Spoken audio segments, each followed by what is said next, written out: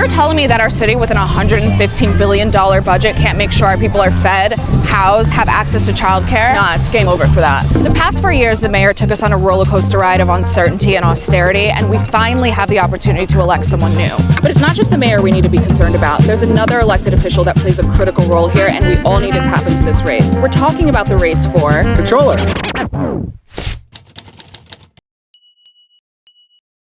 So the controller is arguably the second most important position in city government, but so many people don't really even know what it is. So break it down for me. What does the controller do, and how do their decisions impact New Yorkers' lives? Sure, it's a very, very important role. Not only are you the second most powerful person in city government, but your job is to make sure that people's tax dollars are being spent appropriately and fairly, and you have to root out waste and corruption and inefficiency, and you oversee this massive, almost $300 billion pension system. The easiest way that I explain it is if the mayor is the CEO of the city, then the controller is the CFO. Your job is to be an independent watchdog to make sure that people's tax dollars are being spent right. So we're going to get into your plans for the future, but I want to look back at the past few years. Mayor Eric Adams' budget proposals over the past few years have given very much the math isn't mathing, for lack of a more artful way of saying that. Right. Like, how in a city with a over $100 billion budget are we justifying cuts to the agencies, services, and programs that New Yorkers rely on?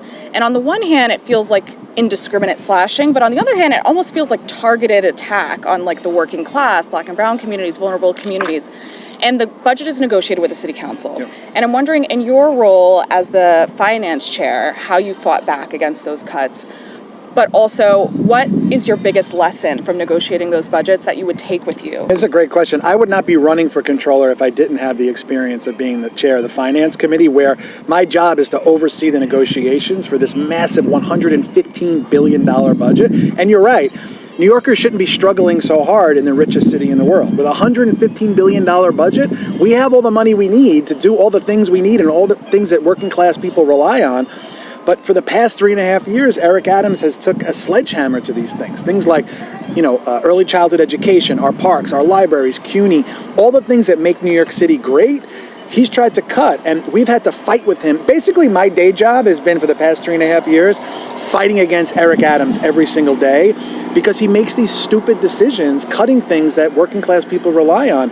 So for me, knowing how the budget works, knowing how the sausage gets made and the games that they play, I think prepares me for this role, because but in this moment, you don't just need experience, you need guts. You need someone who's willing to fight back and someone who's willing to say, no, this doesn't work, something doesn't smell right. And let's be real, in a city as rich as ours, keeping the libraries open 6 days a week shouldn't be our biggest victory, right? The last big thing that the city of New York did was universal pre-K under Bill de Blasio. Since then, we've had this fake austerity budgets where we think that keeping the libraries open 6 days a week or getting the grass cut in the park is like some big victory.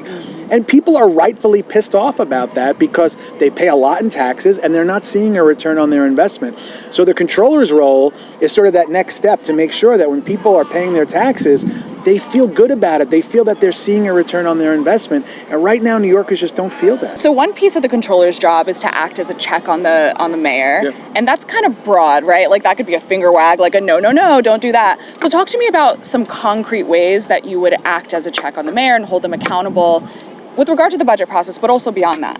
Sure. I mean, look, there's a lot of ways. So you have subpoena power as the controller, and audit power is really the biggest piece. So the agencies that the mayor controls, it's your job to audit these agencies to ensure they're spending the money, number one, the way that they promised they would, number two, efficiently, and rooting out waste and corruption. We're seeing so much, we're basically in Tammany Hall 2.0 right now, where friends and family of City Hall are getting sweetheart deals, while a lot of nonprofits that do great work in this city are waiting endlessly to get reimbursed for work that they did. So you got to get in there in a way that's like, look, my job is going to be, if the mayor does something right, I'm going to stand with them. If they do something wrong, you better believe I'm going to call it out. So you don't want to be gratuitous, but your job as controller is to be that independent watchdog, to only be accountable to taxpayers. So if the mayor is doing something wrong, you got to call it out, and then you have to take the steps to fix it.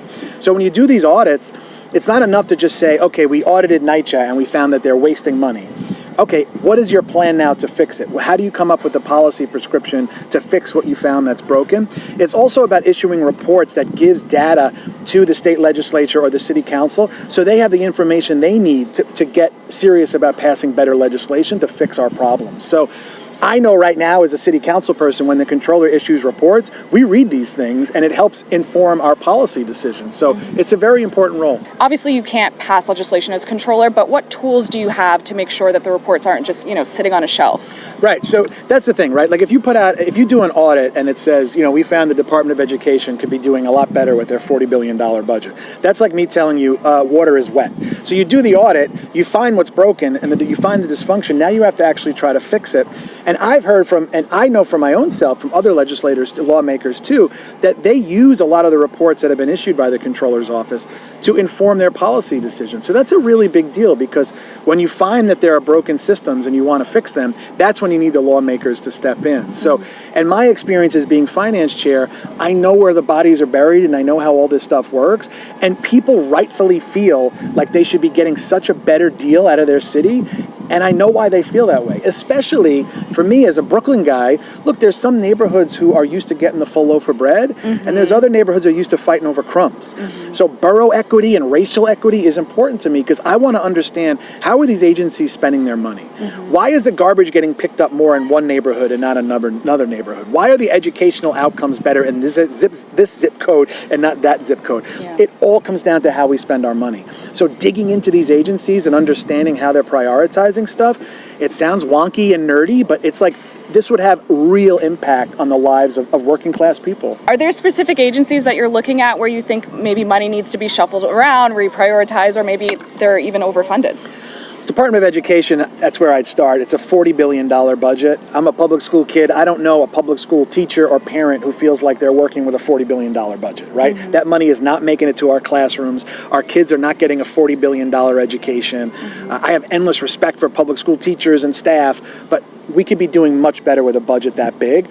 Also HPD, the Office of Housing Preservation and Development. We're in a housing crisis right now.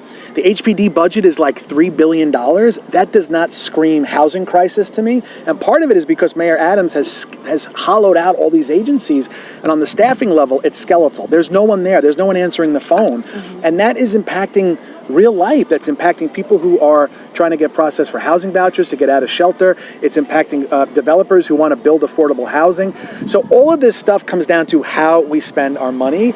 And I think it's empowering for New Yorkers to understand that $115 billion budget, that's our money. It's our money. And you should feel a certain way if you're not feeling that you're getting a return on that investment. So making sure people have the information they need to make those informed decisions is one of the biggest parts of the job. So even if we don't have a next mayor who's /happy, things could still get a little dicey because of the potential cuts from the federal government. Yeah. So how would you defend us and defend our budget from, the Trump administration? Look, that's a great question. I mean, almost 10% of our budget comes from the federal government.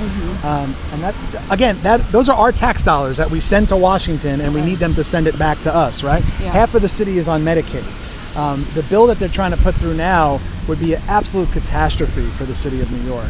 It's basically a heat-seeking missile that's aimed directly at the city. It seems like they designed it just to screw with us. Yeah. So building that fiscal firewall is two things. You have to be ready to sue if they continue trying to claw back money. And the Adams administration, they don't share the urgency of this moment, right? When Elon Musk took $80 million out of our account, it took them 2 weeks to file a lawsuit to claw that money back. 2 weeks! Like, that is not what this moment calls for. Right. So you have to be ready to fight back legally, but you also have to be tough and have the guts to stand up and say, get the hell out of here, right? And stand in that breach between the federal government and our most vulnerable, who are really under attack right now. And I think that's what this moment calls for. And for elected officials at all levels of government, you have to use the privilege of your power in this moment to stand up for people who don't have a voice and who are going to be hurt first and worst by some of these crazy policies coming out of Washington. So you got to be fighting on all fronts and all levels of government, but there's no good answer. Anyone that says that they've got the perfect solution is lying, because 10% of our budget comes from Washington. We can't survive without it. It's massive. It's massive. Yeah. So another thing that you'd be in control of as controller is the massive pension fund. Yeah. Now, I know what I know what I don't know. So I'm going to need you to explain like I'm 5, the that whole system. Sure. And I know that controllers will invest some portion of those funds into certain things like affordable housing and also divest from things that they think that we should drop. So talk to me about all that. Right. So basically, you have a team. I always try to be, and it's not hard because I'm not that smart. But as a politician, I never want to be the smartest guy in the room. So making sure you have a great team in the controller's office, chief investment officer, asset managers who give you the best advice for how to invest the pension funds. The state law says pension funds, you have to get at least a 7% return. If you can't get the 7% return, the difference has to come from the city budget. So we don't want that. We always want to be getting at least a 7% return for retirees. There's 5 pension funds. It's all if you work for the city, your money is in the city pension. So for me, someday I hope to be a city retiree. I will also have to rely on those pension funds. It's almost $300 billion. It invests in everything: real estate, private equity, fixed income, all the stuff that you invest in. But there are ways that you can get creative. So you can use pension funds to invest in the financing and the creation of affordable housing. I have a plan to invest pension funds into the creation of a universal child care system. So one of the things that's going to be interesting over the next 4 years, with Trump just constantly coming at us, we're going to have to get creative with how we spend our money. And we have to leverage the power of that pension fund to get better fees, lower rates for our retirees. Because what you're seeing is in places like Texas, which have much smaller pension funds than we do, they're basically going to their money managers and saying, look, if you want to manage even a piece of our money, you have to get out of a renewable energy and only invest in oil and gas.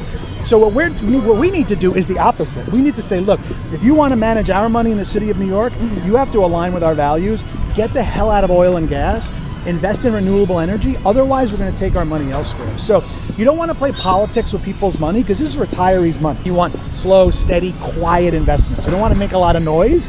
But with a pension system, a pension fund that big, it'd be crazy not to use it to try to make the city better for working people. And let's fast forward a little bit in time. Let's say we're on the last day of the first term of a Comptroller Brannan. What do you need to have done to be able to say, I was successful, I'm proud of the job that I did? Sure, that's a great question. I guess number one, it would be that we got good returns for the retirees. Your number one responsibility is being a fiduciary and getting good returns for the folks that rely on their pension. And number two, it would be some of the policy proposals we put forward that trying to really prop up a universal child care system. It would be a game changer for the city of New York, for working families, for the economy, for the workforce. It's what we need to do. Really, it should be done on the federal level, but we know that's not happening anytime soon. Right. New York's got to step up in this moment. And one of the things I worry about is that we can't hide under the bed for the next 4 years and wait for big bad Trump to go away, because then we're going to be even further behind the 8 ball, right? So we have to keep pushing, and we can't shut down the laboratory. One of the things that drives me nuts is that New York City used to be a laboratory for democracy, where we would come up with these big, bold ideas. Some of them worked, a lot of them worked, some of them didn't. That's okay. You have to keep trying stuff. I get so tired of hearing other cities and states are doing all this innovative stuff, and they're eating our lunch. I feel like every day I hear a family saying, I'm considering moving because I can't afford to live here, I can't afford to start a family, I can't afford to buy a house, starting a business is too damn hard. We need to be the place where you come to live out your dreams. And because, look, New York City will never survive as a playground for the rich. It was built to be a palace for working people. If we lose working families, we lose everything. Well, let's get to know Justin Brannan, the person, a little bit. Sure. So I'm also a Brooklyn kid, South Brooklyn, grew up in Midwood. Right. Talk to me about the journey, going from being a kid, born and raised in Bay Ridge, to make it to the city council. Sure. So my path was anything but the standard political path.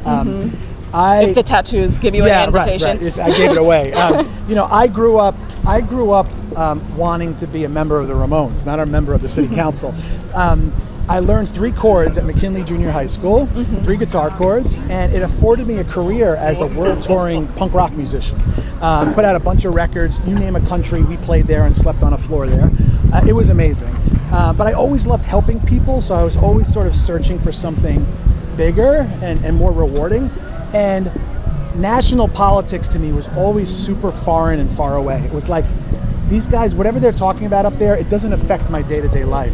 It wasn't until I really fell in love with local politics and I was like, oh, this is awesome. Someone comes into your office, you undo their knot, send them on their way, and they believe in the system again. So I just fell in love with it, and then I ran for city council. I remember knocking on doors my first race and thinking, oh my God, they're going to ask me about all these crazy policy positions that I'm never going to know. Hey Bella, they're going to ask me all these policy positions where I'm not going to know the answer to. Most people were like, where'd you go to high school? Like, because it's so small town, you know? Yeah. And then I worked my way up to be chair of the finance committee. And that's why now I'm running for controller. But look, I think these days people are looking for authentic people, like not people who try to do this fake curated authenticity, but like real people. Like, this is who I am. Like, I didn't spend my whole life dreaming about being, I'm not going to tell you when I was 4 years old I was dreaming about being the controller, right? Like, I was running a lemonade stand and I knew I increased my profits 10x, and I knew I was ready to go. With your TI 83 plus. Yeah. So, it just one thing led to another, and I think we need more real people in government, more real representatives who, are just normal people with hopes and dreams and, heartbreak and, you know what I mean? Like, that's what our government is supposed to be. It's supposed to be representative of the people, and it reflects the people. So I hope more people who are into punk rock and who never dreamt of being in politics get involved in politics. So people want to show up, want to vote for you. When, where, how do they do it? Sure. So June 24th is the election. You got to get out and vote, right? Everyone always comes out and votes for president. I get it. It's important. But this election this year, for all the citywide electeds, all the city council races, this affects your day-to-day life, right? If you have a problem in your neighborhood, the president isn't going to help you. Certainly not this president. Your local elected officials, your mayor, your controller, public advocate, city council, those are the people that affect your day-to-day life. It's so important to get out and vote. June 24th. Well, Council Member Justin Brannan. Thank you so much, Carla.